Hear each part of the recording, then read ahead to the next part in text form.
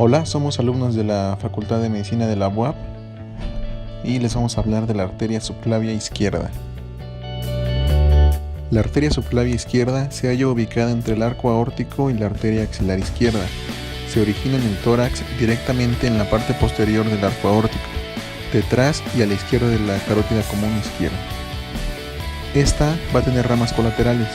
Por orden de salida del tronco de la arteria subclavia se describen la arteria vertebral, la arteria torácica interna o mamaria, el tronco tirocervical y el tronco costocervical. Arteria vertebral es encefálica y medular. Se origina a la izquierda en la prolongación de la subclavia intratorácica y a la derecha 1 centímetro en la bifurcación del tronco brachiocefálico.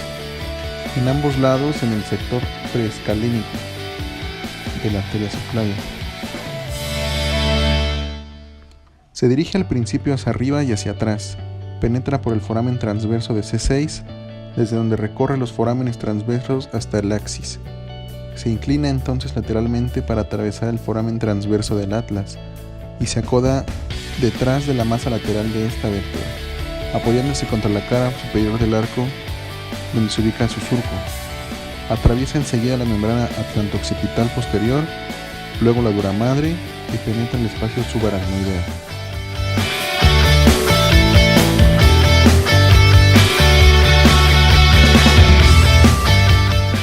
Ramas colaterales. Tiene ramas musculares para los músculos de la nuca, ramas espinales y radiculares que ascienden a lo largo de las raíces de los nervios espinales hacia la médula y ramas intracraneales. Su rama terminal es la arteria basilar. Este tronco se forma por la anastomosis de la arteria vertebral contralateral.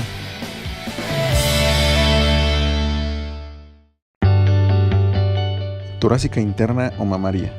Es una arteria de las paredes torácicas y abdominal anterior. Se origina en la cara anterior de la subclavia. Su trayecto es primero oblicuo y hacia abajo, medialmente y adelante. Penetra en el tórax por detrás del primer cartílago costal. Es vertical a partir del tercer cartílago costal y desciende en forma paralela al borde lateral del esternón, a una distancia de 15 milímetros. Su terminación se sitúa en la extremidad anteromedial del sexto espacio intercostal, donde se bifurcan sus ramas terminales. Esta va a tener ramas colaterales. La mediastínica tiene ramas externales que se ramifican por la cara posterior del esternón. Intercostales anteriores o ramas laterales. Son 2 por cada espacio intercostal. Se dirigen lateralmente y se anastomosan con la correspondiente arteria intercostal posterior aórtica y su rama inferior.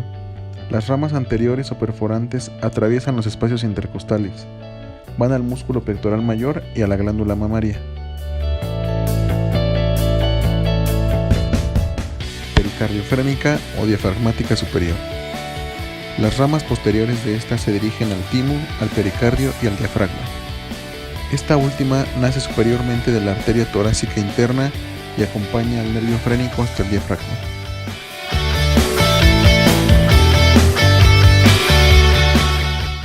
Ramas terminales.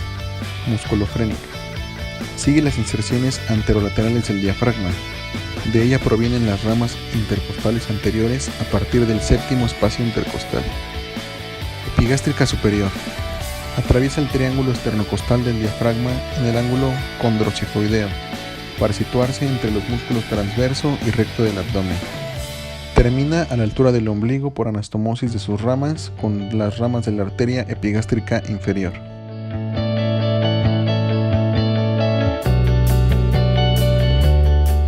Tronco tirocervical. Es una colateral de la cara superior de la arteria subclavia, corto, voluminoso, dirigido hacia arriba y se divide en 4 ramas. Tiroidea inferior. Esta va a llegar a la parte posterior de la tiroides y va a irrigar a la base. Cervical ascendente. Es una pequeña arteria que desciende en sentido medial al nervio frénico, en la vaina del músculo escaleno anterior. Irriga los músculos escalenos al elevador de la escápula y termina a la altura de C3. Transversa del cuello o cervical transversa. Contornea la masa de los músculos escalenos adelante y lateralmente Cruza el plexo braquial y alcanza una cara profunda del músculo trapecio. La arteria y la vena se unen aquí al nervio accesorio y forman con este la raíz vasculonerviosa principal del músculo. Termina en dos ramas, una rama profunda y la arteria dorsal de la escápula.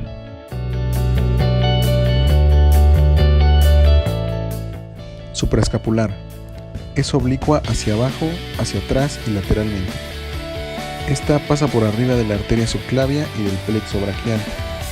Sigue el borde inferior del músculo homoioideo. Llega a la escápula e irriga la fosa supraespinosa. Además, da ramificaciones a la articulación glenohumeral.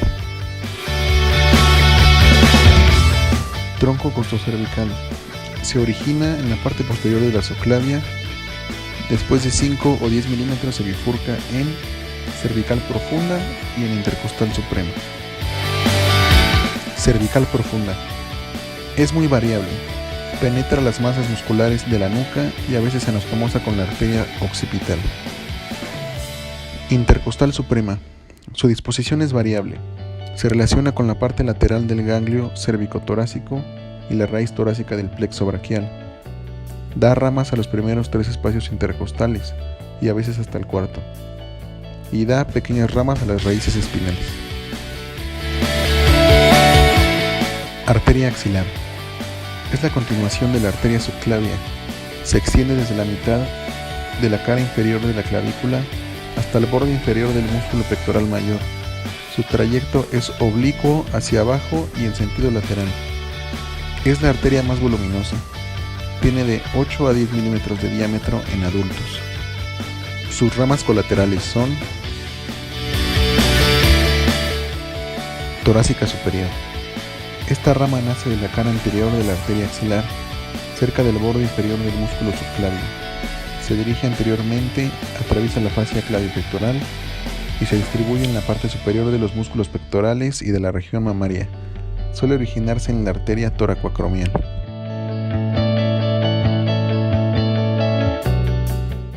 Toracoacromial.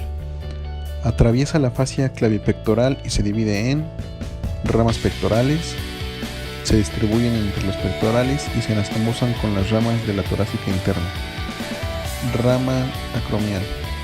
Penetra el deltoides y origina la rama deltoidea.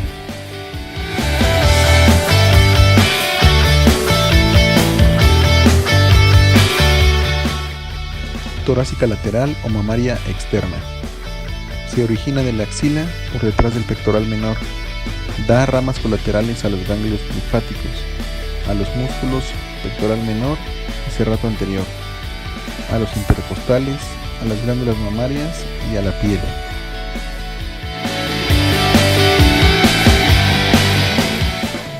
Subescapular. Se origina cuando cruza el borde inferior del músculo subescapular, al cual da ramas y termina en dos, en la arteria toracodorsal y la arteria circunfleja escapular. La arteria toracodorsal desciende al serrato mayor y al dorsal ancho, a los cuales da ramas. La arteria circunfleja escapular penetra el espacio axilar medial y se divide en 3 ramas. Anterior, que se distribuye en el músculo subescapular. Posterior, se ramifica en la cara profunda del infraespinoso. Y descendente, que sigue el borde lateral de la escápula.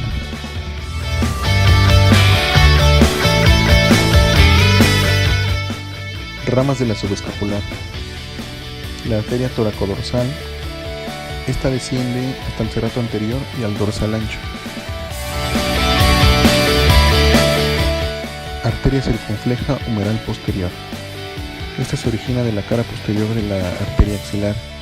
Se dirige hacia atrás y lateralmente. Penetra el espacio axilar, lateral e irriga la cara profunda del deltoides. Circunfleja humeral anterior. Se origina de la cara lateral de la arteria a nivel del borde inferior del músculo subescapular. Irriga al coracobraquial y la porción corta del bíceps. Se divide en 2 ramas al llegar al surco intertubercular. Un ramo ascendente. Este da ramas a la cabeza del húmero y a la cápsula articular. Y un ramo lateral. Este penetra el deltoides y se anastomosa con la otra circunfleja del cuello quirúrgico del húmero. Eso es lo más relevante de este tema y esperemos que este video les ayude a entenderlo un poco mejor. Gracias.